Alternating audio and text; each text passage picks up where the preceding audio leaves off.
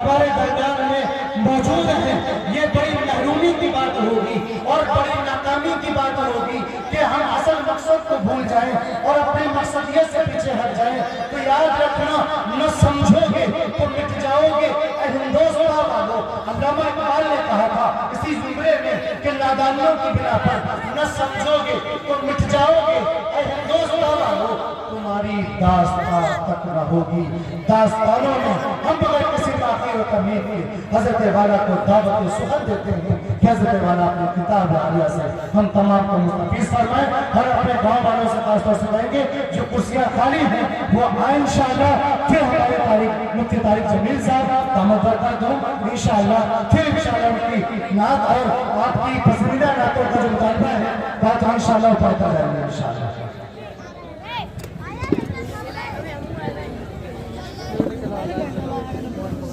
معذرت کے ساتھ کہ گاڑیاں روڈ پر جس کی ہیں بھائی وہ ہٹا لیں، کیا مجھے لگتا ہے کہ سب کی گاڑیاں تو نہیں ہیں، دیکھات کی ہیں وہ ہٹا لیں اور راستہ صاف ہو جائے۔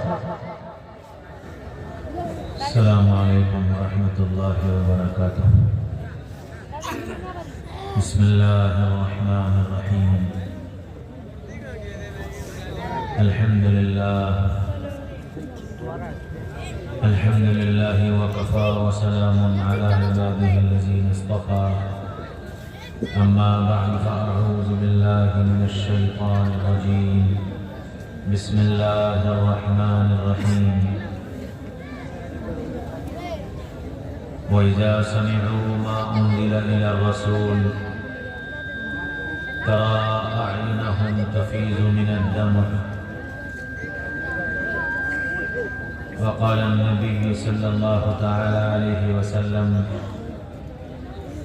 رجل ذكر الله خاليا ففاضت عيناه أو كما قال عليه الصلاة والسلام۔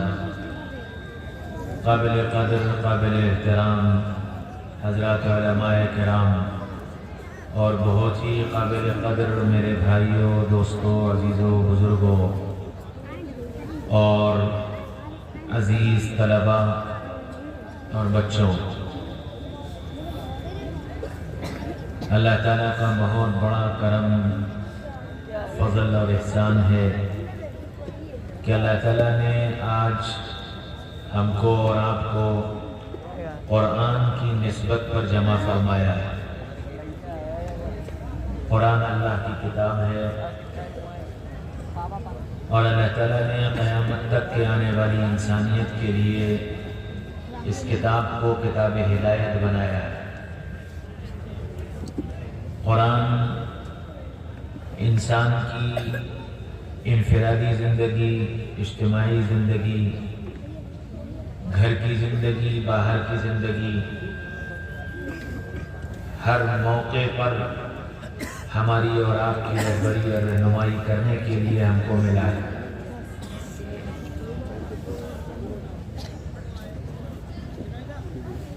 اس قرآن کی حفاظت کرنا، قرآن کو پڑھنا، یاد کرنا، سننا، عمل کرنا، اس کو زندگی میں لانا اور دنیا کے بسنے والے انسانوں تک پہنچانا، یہ سب ہماری ذمہ داری ہے اور محمد رسول اللہ صلی اللہ علیہ وسلم کے امتی ہونے کی حیثیت سے ذمہ داری ہے۔ اس لیے یہاں یہ جتنا مجمع موجود ہے، یہ پہلی نیت یہ کرے کہ ہم کو اللہ تعالیٰ نے قرآن کی نسبت پر یہاں آنے کی توفیق دی ہے، تو ہم قرآن کے خادم بن کر اور قرآن پر عمل کر کے اپنی زندگی کو گزاریں۔ آپ پوری رات بیانات سنیں، پوری رات شعراء کرام کے کلام سنیں، اگر اپنی زندگی میں عملی طور سے کسی بات کے داخل کرنے کی نیت نہ کی تو یہاں رات بھر کا بیٹھنا، سننا، سنانا سب بیکار ہوگا اور اللہ کے ہاں یہ مجلس پکڑ کا ذریعہ بن جائے۔ اللہ نے جب توفیق دی اس سردی میں اپنی نیند قربان کر کے آپ یہاں آ کر بیٹھے ہیں تو پہلی نیت یہ کریں کہ انشاءاللہ جو سنیں گے جتنا ممکن ہوگا اس پر عمل کریں. اپنی زندگی کو بدلنے کے ارادے اپنے اندر یہاں بیان کی جانے والی باتوں کو زندگی میں لانے کے ارادے لے کر کے بیٹھے. دیکھو اللہ تعالیٰ نے اسلام میں سب سے بڑا دخل نیت کا رکھا ہے.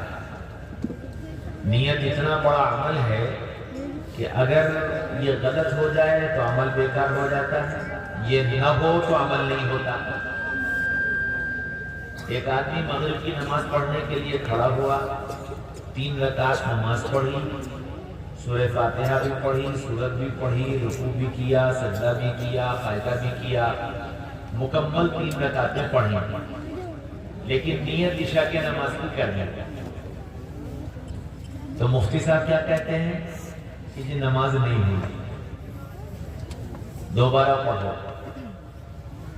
یہ سب کچھ کیا، قرآن بھی پڑھا، رکوع بھی کیا، سجدہ بھی کیا، تکبیر بھی کہی، سارے کام کیے، پھر کیوں دوبارہ پڑھیں؟ اس لیے کہ نیت غلط ہے. نیت عشاء کی کر رکھی تھی، حالانکہ یہ نماز مغرب کی. تو نیت اتنا بڑا عمل ہے. ایک آدمی بیت اللہ پہنچ گیا، لاکھوں روپیہ خرچ کر کے گیا، احرام باندھا، طواف کیا، عرفات میں گیا، مزدلفہ میں رکا، منا میں قیام کیا، قربانی کی، بال بنوائے، سعی کی، سب کام کیے، حج کی نیت نہیں کی.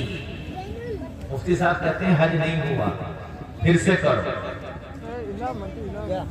کیا ہوا؟ کام تو سب کر لیے، جتنے بتائے گئے، جتنے کتابوں میں لکھے، جتنے نبی نے بتائے، جتنے قرآن میں تھے، سب کیے ہیں، پھر کیوں نہیں ہوا؟ کہ یہ نیت نہیں. نیت اتنا بڑا عمل ہے.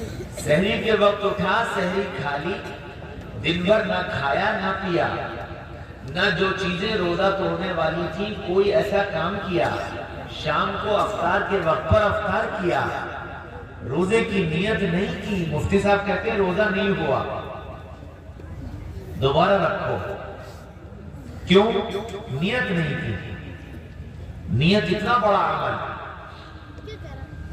ایک آدمی قرآن پڑھتا ہے، نیت کرتا ہے اللہ راضی ہو جائے، نیت کرتا ہے ایمان دل میں اتر جائے، نیت کرتا ہے قرآن پر زندگی عملی طور سے آ جائے، نیت کرتا ہے کہ اللہ اپنی محبت اس کی برکت سے دے دے. ان نیتوں کے ساتھ قرآن پڑھے گا، یہ قرآن اس کے لیے خیر ہی خیر بنے گا. اس کی زندگی میں ہدایت بھی آئے گی، اس کے دل میں اللہ کی محبت بھی آئے گی، اس کے دل میں اللہ کا تعلق بھی آئے گا، اس کو اجر و ثواب بھی ملے گا، کیونکہ یہ ساری نیتیں تھیں. اور یہی قرآن پڑھنے والا نیت یہ کر لے کہ لوگ مجھے قاری صاحب کہیں، لوگ یہ کہیں کہ قرآن بہت اچھا پڑھتا ہے، لوگ یہ کہیں کہ قرآن بہت پڑھتا ہے، تو اب یہ پورا قرآن بھی پڑھ لے گا، اسے نیکی نہیں ملے گی. کیوں؟ نیت بدل گئی، نیت لوگوں کے لیے ہو گئی. تو ہماری نیت کا اتنا بڑا دخل. ہم یہاں اس لیے آئے کہ مزہ آئے گا، اچھے اچھے شاعر آئے ہیں، بہت اچھے اچھے اشعار سننے کو ملیں گے، خوب واہ واہ کرنے کو ملے گی، بڑے بڑے علماء آئے ہیں، ذرا ان کی تقریروں کا مقابلہ کریں گے کہ فلاں مولانا کی تقریر ایسی اور فلاں مولانا کی تقریر کیسی، ذرا اس کا مقابلہ کریں گے، پھر ان کو نمبر دیں گے، یہ 1 نمبر کے تھے، یہ 2 نمبر کے تھے، یہ 3 نمبر کے تھے، اور اس شاعر کا کلام ایسا تھا، اور اس پہ ایسے نعرے لگے، اور اس پر ایسی واہ واہ ہوئی، اور اس کو اتنا انعام ملا، اور اس کو یہ. اگر ان نیتوں کے ساتھ آئے ہو تو یہ ساری رات کا بیٹھنا، سردی کا برداشت کرنا، یہاں رہنا، تھکنا، نیند قربان کرنا، سب بیکار، اور اس پر کوئی اجر نہیں ملے. لیکن اگر اس نیت سے آئے کہ جب شاعر رسول اللہ صلی اللہ علیہ وسلم کی شان میں، صحابہ کی شان میں، قرآن کی شان میں اشعار کو پڑھے گا تو اللہ ان اشعار کی برکت سے میرے دل میں اللہ کی، رسول اللہ کی، صحابہ کی، قرآن کی عظمت اور محبت کو میرے دل میں اتارا، اور میں سچا عاشق رسول بن جاؤں، میں سچا اللہ اس کے رسول سے محبت کرنے والا بن جاؤں، میں صحابہ سے محبت کرنے والا بن جاؤں، میں قرآن پر عمل کرنے والا بن جاؤں۔ اس نیت سے اگر اشعار سنیں تو ایک ایک شعر زندگی کے اندر تبدیلی لائے گا۔ بیان کرنے والوں کے بیانات اس نیت سے سنیں کہ اللہ میرے دل کی دنیا کو بدل دے، اللہ میرے دل میں اپنی محبت ڈال دے، میرے دل میں قرآن کی عظمت ڈال دے، میرے دل میں یہ شوق پیدا کر دے کہ میں خود قرآن سیکھوں، میں اپنی اولاد کو قرآن سکھاؤں، میں قرآن کو اپنی زندگی کے لیے مشعل راہ بناؤں۔ میں اس نیت سے آیا ہوں، اللہ والوں کی بات سنوں گا، ان کی بات میری زندگی پر اثر انداز ہوگی۔ ان نیتوں سے یہاں بیٹھو گے تو یہاں کا ایک ایک منٹ قیمتی ہے، اور تمہاری ایک ایک قربانی اللہ کے ہاں مقبول ہے۔ کیوں؟ کہ نیت صحیح ہے۔ اسی وجہ سے بخاری شریف جیسی عظیم الشان کتاب، اس کتاب کی امام بخاری نے ابتدا یہیں سے کی، انما الاعمال بالنیات، کہ سارے اعمال کا مدار نیت پر ہے، کس نیت سے یہ کام کیا جا رہا ہے۔ تو کہنے والا بھی کس نیت سے کہہ رہا، سننے والے بھی کس نیت سے سن رہے ہیں، کہ دونوں کی نیتوں کا اثر پڑے، ان کی اپنی زندگیوں پر بھی اور اس مجمع پر، کہ ہم کس نیت کے ساتھ یہ بات کر رہے ہیں۔ میرے بھائیوں، دوستوں، عزیزوں، بزرگوں، اس لیے اپنی نیتوں کی درستگی اور نیت کی درستگی کے ساتھ کرو گے تو تھوڑا کام بھی بہت ہو جائے گا۔ اللہ کے نبی صلی اللہ علیہ وسلم نے حضرت معاذ سے فرمایا، یا معاذ اخلص العمل یکفیک القلیل، اے معاذ اپنے عمل کو خالص اللہ کے لیے کر لو، تھوڑا سا بھی تمہارے لیے کافی ہو جائے۔ ایک بندہ جا رہا تھا، راستے سے گزرا، مجلس ہو رہی تھی، وہاں اللہ اس کے رسول کے تذکرے ہو رہے تھے، آواز سن کر کے رک گیا، تھوڑی دیر بیٹھ گیا، مجلس ختم ہوئی، اٹھ کے چلا گیا، انتقال ہو گیا، کل قیامت کے میدان میں کھڑا کیا جائے گا، اس کے اعمال تو لے جائیں گے، اس کے اعمال میں اس کی برائیاں زیادہ ہوں گی اور نیکیاں کم ہوں گی۔ اس سے کہا جائے گا اگر تیرے پاس کوئی نیکی ہو تو لے آ۔ وہ حیران اور پریشان بھاگتا دوڑتا پھرے گا، اتنے میں جناب رسول اللہ صلی اللہ علیہ وسلم کی اس پر نگاہ پڑے گی۔ آپ پوچھیں کہ بھائی تم کہاں جا رہے ہو، تم کیوں اتنے پریشان ہو؟ وہ کہے گا کہ میں ہلاک ہو گیا، میں برباد ہو گیا۔ یہ ہوا کیا کہ میری برائیوں کا پلہ جھک گیا، میری نیکیوں کا پلہ اڑنے لگا، میرے لیے جہنم کا فیصلہ ہو گیا، میں ہلاک و برباد ہو گیا، اب مجھے کوئی نہیں بچا سکتا۔ اللہ کے نبی فرمائیں گے چلو میں ذرا تمہارے اعمال تلواؤں گا۔ تو وہ کہے گا کہ آپ کیا کرو گے؟ میں تو اپنی آنکھ سے دیکھ کے آیا ہوں، میرے برائیوں کے رجسٹروں کے اموال ہیں، میرے پاس نیکیاں بہت تھوڑی ہیں، میں ہلاک ہو گیا ہوں، میں برباد ہو گیا ہوں۔ تو اللہ کے رسول فرمائیں گے نہیں، تمہاری ایک امانت میرے پاس ہے، میں وہ امانت تلواؤں گا، تب دیکھتے ہیں تمہارا ترازو کے پلے کا کیا بنتا ہے۔ تو وہ کہے گا جی آپ کون اور میری امانت آپ کے پاس؟ کہ ہاں میں محمد رسول اللہ صلی اللہ علیہ وسلم تمہارا نبی ہوں اور تمہاری ایک امانت میرے پاس ہے، چلو ترازو کے پاس چلو۔ وہ ترازو کے پاس آئے گا، اللہ کے نبی صلی اللہ علیہ وسلم ایک پرچہ نکال کر اس کی نیکی کے پلے میں رکھیں گے، اور وہ پرچہ رکھا جائے گا، اس کی برائیوں کا پلہ ہوا میں اڑنے لگے گا اور نیکیوں کا پلہ جھک جائے گا، اس کی کامیابی کا اعلان ہو جائے گا۔ وہ مارے خوشی کے کہے گا کہ اے محمد صلی اللہ علیہ وسلم، آپ اتنا زمانہ پہلے تھے، ہم اتنے بعد میں آئے، ہماری کون سی امانت آپ کے پاس تھی؟ اور وہ بھی ایسی امانت جس نے نیکی کے پلے کو اتنا بڑھا دیا اور برائی کے پلوں کو یوں ہوا میں اڑا دیا۔ ایسی کون سی امانت تھی؟ تو آپ صلی اللہ علیہ وسلم فرمائیں گے کہ ایک مرتبہ تو ایک سڑک پر جا رہا تھا، ایک جگہ دین کی مجلس ہو رہی تھی، وہاں اللہ اس کے رسول کا تذکرہ ہو رہا تھا، تو اس مجلس میں جا کر بیٹھ گیا، وہاں میرا نام آیا، تو نے درود پڑھا، ایک بار پڑھا، 2 بار پڑھا، 3 بار پڑھا، ایک بار جب تیرے سامنے میرا نام لیا گیا، تیرے دل پر میری محبت کا جذبہ غالب ہوا اور تو محبت میں ڈوب گیا اور تیرا دل چاہنے لگا کہ میرے دل میں رسول اللہ کی محبت اتر جائے، اور اس محبت میں ڈوب کر تو نے کہا صلی اللہ علیہ وسلم، وہ ایسا محبت کا ڈوبا ہوا درود تھا، وہ میرے دربار میں جب پیش کیا گیا تو میں نے اس کو تیری امانت بنا کر رکھ لیا۔ آج میں تیری وہ امانت ادا کرنے کے لیے آیا ہوں، اور میں نے ترازو میں وہی درود رکھا تھا جس کی برکت سے تیرا بیڑا پار لگ گیا۔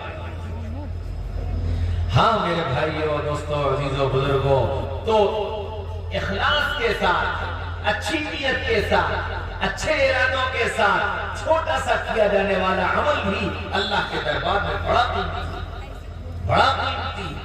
تو اس مجمع میں بیٹھ کر ایک چھوٹے سے عمل کی بھی نیت کر لی اور محبت کے ساتھ اور اخلاص کے ساتھ اس عمل کو کرنے کا ارادہ کر لیا، کیا خبر اللہ تمہارے اس ایک عمل کی وجہ سے سارے مجمع کا بیڑا پار کر اور سب کی اللہ آخرت بنا دے۔ اس لیے اخلاص کے ساتھ اللہ کو راضی کرنے کی نیت سے کسی بھی دین کی مجلس میں جاؤ، اچھی نیتوں کے ساتھ جاؤ، اچھے ارادوں کے ساتھ جاؤ، خالی واہ واہ کرنے مت جاؤ، خالی بھیڑ بڑھانے مت جاؤ، خالی مزے لینے مت جاؤ، بلکہ اچھی نیتوں کے ساتھ جاؤ کہ میں اللہ اس کے رسول کی محبت کو پانے کے لیے جانا، میرے اندر جو زنگ لگ گیا ہے وہ زنگ کو صاف کرنے کے لیے جانا، میرے اوپر جو غفلت کی چادر تنی ہے میں اس غفلت کی چادر کو پھاڑنے کے لیے جانا، میرے اندر اعمال کی جو سستی پیدا ہو گئی ہے میں اس سستی کو دور کرنے کے لیے جانا ہوں، میرا ایمان جو ٹھنڈا پڑ گیا ہے اپنے ایمان کو حرارت دینے کے لیے جا رہا ہوں۔ اللہ اس کے رسول کے کلمات اور اللہ اس کے رسول کی بات اس کو سن کر میں اپنے اندر ایمانی حرارت پیدا کروں گا، جذبہ شوق پیدا کروں گا، اعمال کی غفلت ختم کروں گا، اپنے دل پر لگے زنگ کو دور کروں گا اور ایک نئی طاقت اور نئی قوت اور نئے ارادوں کے ساتھ کل صبح پھر میں نئے سرے سے اعمال کے ذوق اور شوق کے ساتھ کھڑا ہوں گا اور اعمال کے ذوق اور شوق کے ساتھ عمل کروں گا۔ ان نیتوں کے ساتھ ان جلسوں میں اور ان مجمعوں میں اور ان اجتماعات میں آنے کی ضرورت ہے۔ اگر ان نیتوں کے ساتھ آؤ گے تو یہ جلسے بابرکت بن جائیں گے، خیر کا ذریعہ بن جائیں گے، اللہ کی مدد کے اترنے کا ذریعہ بن جائیں گے، چہروں پر نورانیت کے لانے کا ذریعہ بن جائیں گے، دلوں کے صاف ستھرا بنانے کا ذریعہ بن جائیں گے۔ یہ سب کچھ ہوگا لیکن یہ جب ہوگا جب اچھی نیتوں اچھے ارادوں کے ساتھ آؤگا۔ اور دوسری بات میرے بھائیوں، دوستوں، عزیزوں، بزرگوں، ایک بزرگ نے بہت اچھی بات لکھی ہے، دنیا کام کی جگہ، قبر آرام کی جگہ، جنت نام کی جگہ۔ دنیا کام کی جگہ، قبر آرام کی جگہ اور جنت نام کی جگہ۔ تو کام کرنے کی جگہ میں کام کر ڈالو، اتنا کام کر لو کہ قبر میں آرام مل جائے، اتنا کام کر لو کہ قبر میں آرام مل جائے۔ ہاں جب آدمی دن بھر مزدوری کرتا ہے، دن بھر رکشہ چلاتا ہے، دن بھر ٹھیلا چلاتا ہے، دن بھر کھیتی کرتا ہے، دن بھر دوڑ بھاگ کرتا ہے اور شام کو جب آتا ہے تو وہ اتنا تھکا ہارا ہوتا ہے کہ چارپائی پر بستر ہو یا نہ ہو وہ لیٹتا ہے اور اس کو نیند آ جاتا ہے، وہ اتنا کام سے تھک چکا ہوتا ہے۔ ایسے ہی میرے بھائیوں، دوستوں، عزیزوں، بزرگوں، جب اللہ کا بندہ اللہ کے نام کو اور اللہ کے کام کو اپنا کام بنا کر کے دنیا میں اپنے آپ کو تھکاتا ہے، اللہ کے بندوں کی خوشامد کرتا ہے، ان کی چھوڑیوں میں ہاتھ ڈالتا ہے، ان کو اللہ کے سامنے جھکانے کی کوشش کرتا ہے، ان کو توبہ کرانے کی نیتیں اور ارادے کرتا ہے اور اس کے لیے دوڑ بھاگ کرتا ہے، اپنی راتوں کی نیندوں کو قربان کرتا ہے، اپنے گھروں کو چھوڑتا ہے، اپنے کاروبار کو چھوڑتا ہے، اپنے وسائل کو چھوڑتا ہے اور صرف مقصود یہ ہوتا ہے کہ اللہ راضی ہو جائے، اللہ کا دین سربلند ہو جائے، اللہ کی بات دنیا میں چل پڑے، جب ان نیتوں کے ساتھ اپنے کو تھکا ڈالتا ہے تو پھر جب اس کی موت آتی ہے تو پھر فرشتہ کہتا ہے نم کنومت العروس، ایسے سو جا جیسے پہلی رات کی دلہن سویا کرتے ہیں۔ کیا مطلب؟ ہاں، الا ان اولیاء اللہ لا خوف علیہم ولا هم یحزنون، کہ پھر یہ لوگ اللہ کے دوست بن جاتے ہیں جن کو دنیا کے چھٹنے کا غم نہیں ہوتا، اور قبر کی منزل کا اور آخرت کی منزل کا اور جہنم کا اور پلسرات کا کسی چیز کا ڈر نہیں ہوتا۔ ان سے یوں کہہ دیا جاتا ہے کہ تم بے خوف اور بے غم اور بے فکر ہو کر کے سو جاؤ جیسے پہلی رات کی دلہن سویا کرتے ہیں۔ تو پھر قبر آرام کی جگہ بن جاتا ہے، اور کیسا آرام کہ یہ ادھر قبر میں پہنچتا ہے، ادھر اس کے لیے جنت کی کھڑکی کھلتی ہے، بستر لگایا جاتا ہے، جنت کو تاحت نگاہ وسیع کر دیا جاتا ہے، اس کو آرام سے سلا دیا جاتا ہے، اور یہ ایسا تھکا ماندہ مسافر یہ سوتا ہے کہ پھر جب اس کی آنکھ کھلتی ہے تو قیامت ہو چکی ہوتی ہے۔ اس سے پوچھا جاتا ہے کتنا سوئے، کتنے دن؟ آدھا دن، کہ یہ سارا عرصہ ایسے گزر جاتا ہے۔ تو اس زندگی کو کام والی بنا، کام میں لگو، اور یہ غور کرو کیا میں کام کر رہا ہوں، کیا میں وہ کام کر رہا ہوں جس کے ذریعے سے مجھے قبر میں آرام ملے۔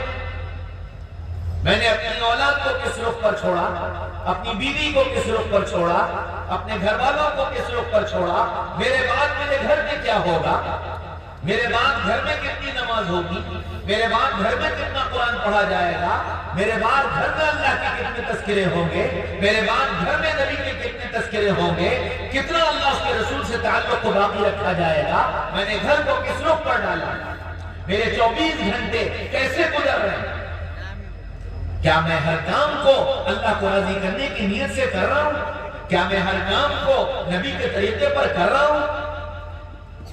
ہماری زندگی کا ہر کام عبادت جب بنے گا جب ہم اپنے ہر کام کو حضرت محمد صلی اللہ علیہ وسلم کے طریقے پر کریں گے۔ ہاں، قرآن میں فرمایا وَمَا خَلَقْتُ الْجِنَّ وَالْإِنسَ إِلَّا لِيَعْبُدُونَ، ہم نے انسانوں اور جناتوں کو اپنی عبادت کے لیے پیدا کیا۔ تو گویا اب یہ بات طے ہو گئی کہ انسانوں کا کوئی عمل عبادت سے خالی نہیں ہو سکتا۔ اب اگر کوئی آدمی یہ کہے کہ نماز عبادت، روزہ عبادت، حج عبادت، زکات عبادت، قرآن عبادت، ذکر عبادت، نفل عبادت، صدقہ عبادت، اس کے علاوہ اور کیا؟ شادی بھی کوئی عبادت ہے، بیت الخلا جانا آنا بھی کوئی عبادت ہے۔ اگر یہ سے کہتے ہو کہ یہ عبادت نہیں تو قرآن غلط ہو رہا ہے، اور قرآن کو صحیح مانتے ہو تو پھر ہر کام عبادت ہے۔ کہ ہاں ہر کام عبادت ہے، اور عبادت بنے گا کیسے؟ جب اس کو نبی کے طریقے پر کرو۔ بیت الخلا نبی کے طریقے پر جاؤ گے عبادت بن جائے گا، کھانا نبی کے طریقے پر کھاؤ گے عبادت بن جائے گا، بستر پر نبی کے طریقے پر لیٹو گے سونا عبادت بن جائے گا۔ ایک ایک عمل جیسے نبی نے بتایا ویسے کرتے چلے جاؤ گے، وہ عمل عبادت بن جائے گا۔ اللہ کے نبی صلی اللہ علیہ وسلم نے فرمایا نکاح مسجد میں کرو، کیوں؟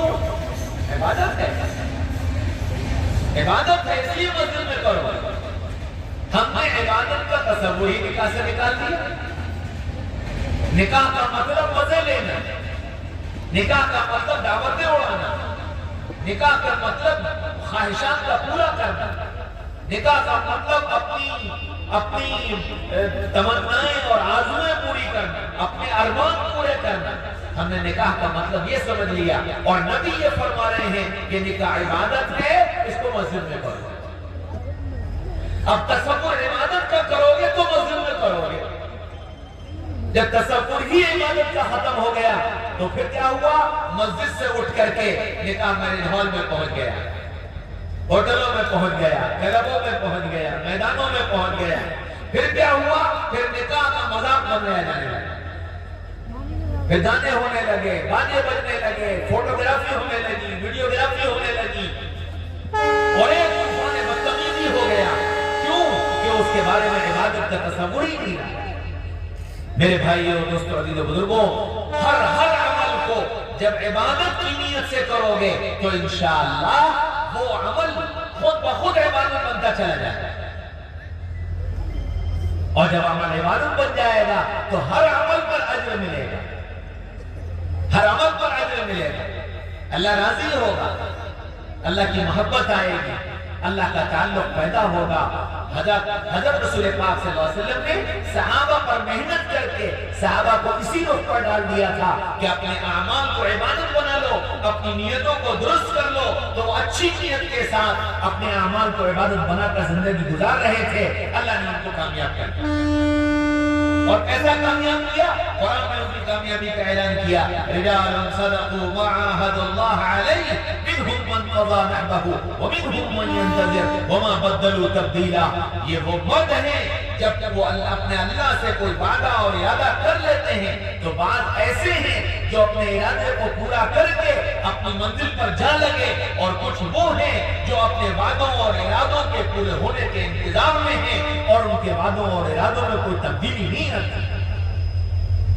قرآن کہتا ہے رجال لا تلہیہم تجارۃ ولا بیع عن ذکر اللہ، یہ وہ مرد ہیں جن کو چیزوں کی خرید و فروخت اللہ سے غافل نہیں کرتے، ان کا ہر عمل عبادت ہوتا ہے، خریدنا بھی، بیچنا بھی، اٹھنا بھی، بیٹھنا بھی، ملنا بھی، جلنا بھی، سارے کام عبادت۔ اس لیے میرے بھائیوں، دوستوں، عزیزوں، بزرگوں، اپنے ہر عمل کو عبادت بنانے کی نیت کرو کہ میرا ہر عمل عبادت بن جائے۔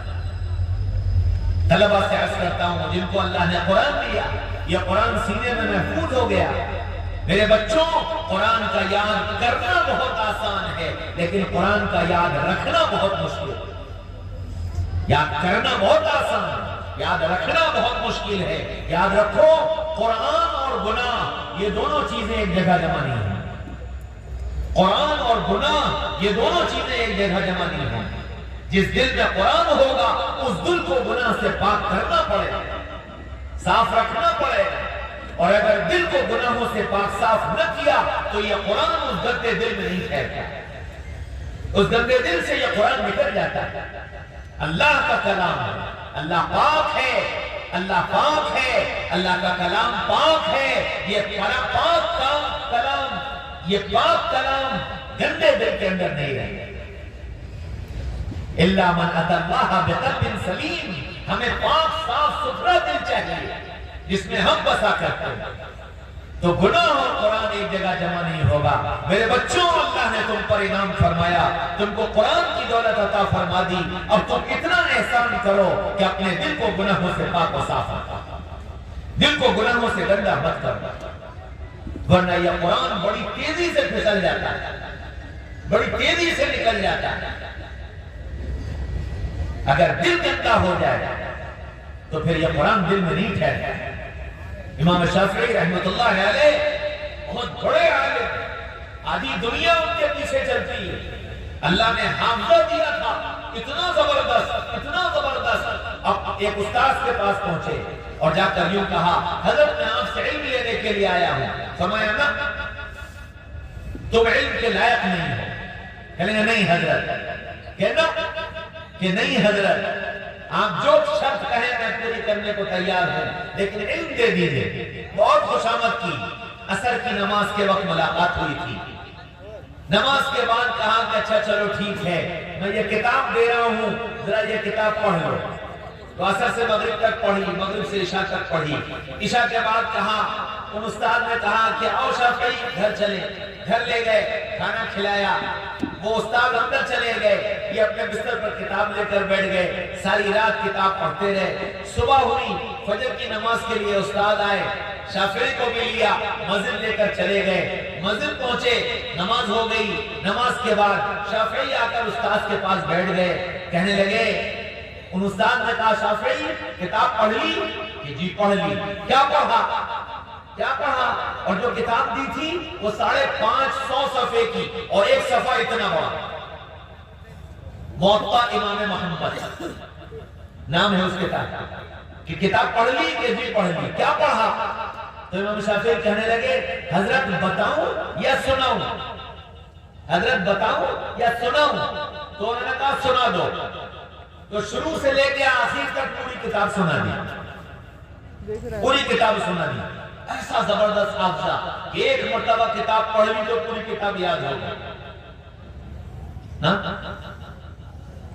اور وہی امام شافعی ایک دن سبق لے کر بیٹھے یاد کرنے. یاد کر رہے، یاد نہیں ہو رہا. ایک بار، دو بار، 4 بار، 10 بار یاد ہی نہیں ہو رہا. تو پھر اٹھ کر استاد کے پاس گئے. استاد جی، ایک طرف تو حال یہ تھا کہ کتاب ایک بار پڑھی تو پوری سنا دی. آج حال یہ ہے کہ 10 مرتبہ سبق پڑھ لیا، یاد ہی نہیں ہو رہا. شکوت الی وکیع سوء حفظی، کہ وقت اپنے استاد وکیع سے سبق نہ یاد ہونے کی شکایت کی. تو استاد نے کیا کہا؟ فاوصانی الی ترک المعاصی، بیٹا گناہوں کو چھوڑ دے، گناہوں کو چھوڑ دے. گناہ کے ساتھ یہ علم جمع نہیں ہوتا. فإن العلم نور من الہی، اس لیے کہ یہ علم اللہ کا نور ہے. ونور اللہ لا یعطی لعاصی، اللہ اپنا نور گناہگار کو نہیں دیا کرتا. اللہ اپنا نور گناہگار کو نہیں دیا کرتا. اس لیے اللہ کا علم چاہتے ہو تو گناہوں کو چھوڑ دو. اور میرے بھائیوں، دوستوں، عزیزوں، بزرگوں، یہ بات صرف طلبہ کے لیے نہیں، ہم سب کے لیے ہے. ہم چاہتے اگر یہ ہے کہ اللہ ہم سے محبت کرے، ہم چاہتے یہ ہے کہ دل میں اللہ کی محبت پیدا ہو، ہم چاہتے یہ ہے کہ نماز میں دل لگے، ہم چاہتے یہ ہے کہ قرآن میں دل لگے، ہم چاہتے یہ ہے کہ ذکر میں دل لگے، تو پھر گناہ چھوڑنا پڑے گا. گناہ چھوڑنا پڑے گا. گناہوں سے توبہ کرنی پڑے گی، اللہ سے معافی مانگنی پڑے گی. اور اتنی معافی مانگو، اتنی معافی مانگو کہ پھر تنہائی میں بیٹھ کر جب اپنے اللہ کا نام لو تو آنکھوں سے آنسو جاری ہو جائے. نبی نے فرمایا بعض اللہ کے بندے ایسے ہیں جب تنہائیوں میں بیٹھتے ہیں، رجل ذکر اللہ خالیا ففاضت عیناہ، وہ جب تنہائی میں بیٹھ کر اپنے اللہ کو پکارتے ہیں تو ایسے دل سے ان کے اللہ نکلتا ہے کہ ان کی آنکھوں سے آنسو بہنے لگتے. جب ان کا تعلق اللہ سے قائم ہو جاتا ہے اور اپنے دل کو پاک صاف کر لیتے ہیں، تو جب قرآن ان کے سامنے پڑھا جاتا ہے، وَإِذَا سَمِعُوا مَا أُنزِلَ إِلَى الرَّسُولِ تَرَىٰ أَعْيُنَهُمْ تَفِيضُ مِنَ الدَّمْعِ، تم دیکھو گے کہ وہ ادھر قرآن سن رہے ہوں گے اور ادھر ان کی آنکھوں سے آنسو بہ رہے ہیں. ہم سب اگر اللہ کا تعلق چاہتے ہیں تو دل کو گناہوں سے پاک و صاف کرنا پڑے گا. یہ دل پاک صاف ہو جائے گا، قرآن اس دل میں رچ بس جائے گا.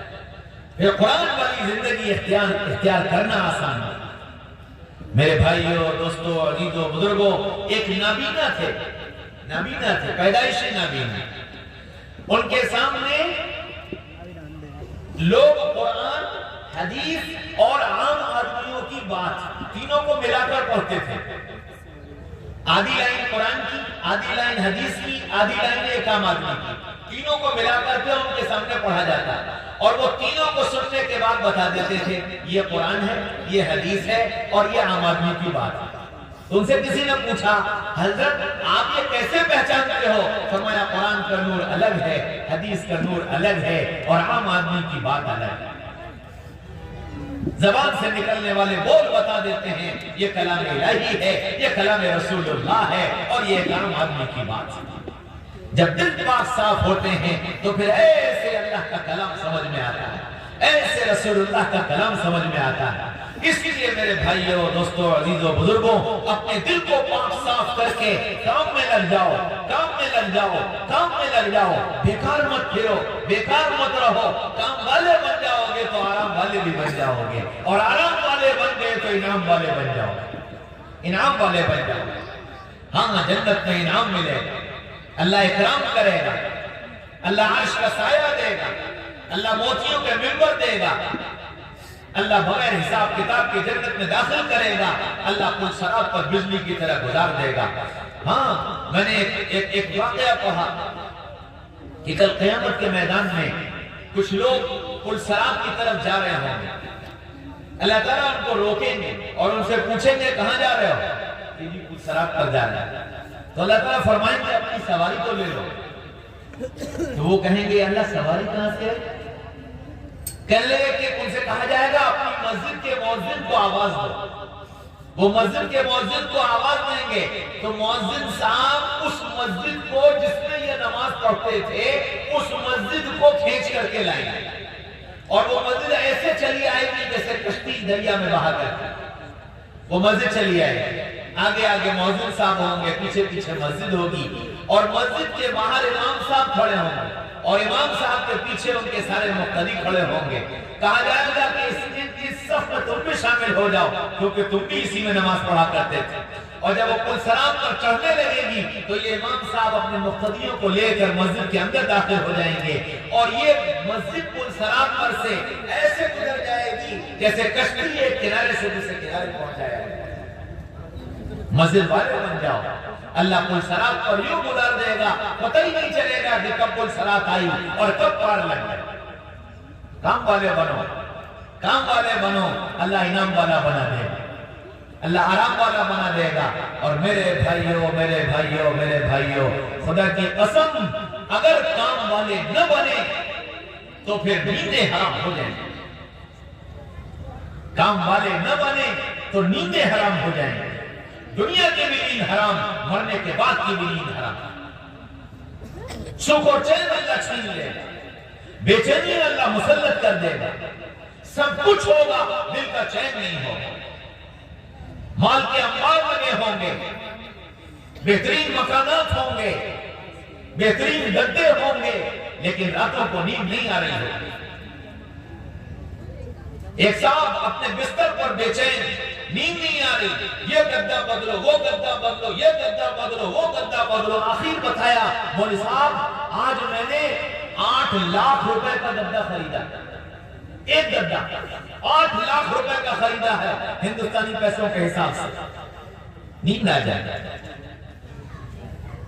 ہاں الا بذکر اللہ تطمئن القلوب، اللہ نے دلوں کا اطمینان تو اپنے ذکر میں رکھا ہے، اپنی یاد میں رکھا ہے، اپنے دلوں کا اللہ سے وابستہ کرو، اپنی زبانوں پر اللہ کا ذکر لاؤ، جھوٹ سے زبان کو بچاؤ، چغلخوری سے زبان کو بچاؤ، غیبتوں سے زبان کو بچاؤ، نیتیں اچھی کر لو، خوب اچھی نیت کے ساتھ چھوٹے چھوٹے عمل کرو گے، اللہ بڑے قیمتی بنا دے گا، اللہ بڑے قیمتی بنا دے گا۔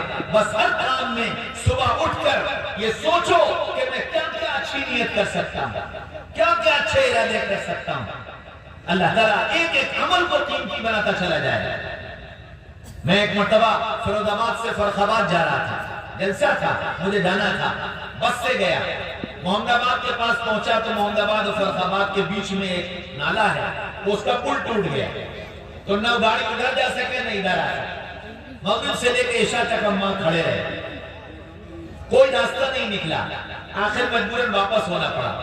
اس دن اتفاق سے جب میں فیروز آباد سے بس میں بیٹھا تو میں نے یہ سوچا کہ میں فرخ آباد کیوں جا رہا ہوں، نیت کروں، تو میں نے نیت کرنا شروع کی کہ میں کیوں جا رہا ہوں، اور میں فیروز آباد سے لے کر شکوہ آباد تک نیتیں کرتا رہا، علماء سے ملوں گا، ایمان والوں کی زیارت کروں گا، کوئی بیمار ملے گا اس کی عیادت کروں گا، کوئی جنازہ ملا اس کے ساتھ جاؤں گا، راستے میں تکلیف دینے والی چیز ملی اسے ہٹا دوں گا، اور کوئی غریب ملا تو اس کی مدد کروں گا، اور فلاں والد صاحب کے ملنے والے ہیں ان کے پاس جاؤں گا، اور بس نیتیں کرتا رہا جو سمجھ میں آتی نہیں۔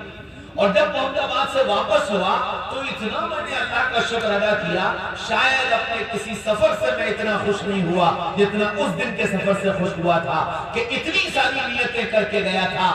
پہنچ جاتا، بہت سے کام ایسے تھے جو نہ کرتا، تھوڑے سے کرتا، اور پھر جو کرتا ہوں کبھی پتہ نہیں کہ قبول ہوتے کہ نہیں ہوتے، لیکن نیت کر کے گیا، کرنے کا موقع نہیں ملا، اللہ بغیر کیے مقبول اجر کا ثواب عطا فرماتا۔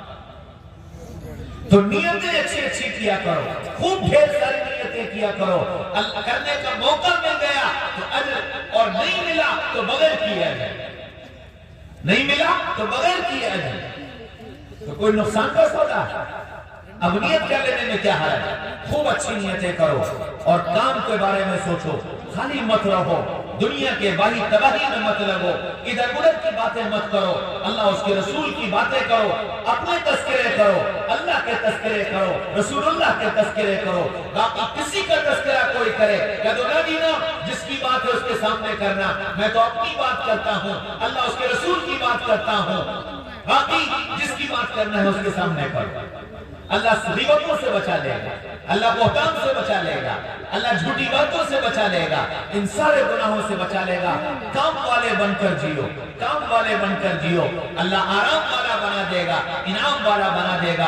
اللہ مجھے بھی کام کرنے والا بنا دے, مجھے بھی کام والی زندگی عطا فرما دے. اچھی نیتوں اور اخلاص کے ساتھ کام کرنے والا اور عمل کرنے والا اللہ مجھے اور آپ کو بنا دے. اللہ مجھے اور آپ کو کہنے سننے سے زیادہ عمل کی توفیق نصیب فرمائے. وآخر دعوانا ان الحمد للہ رب العالمین.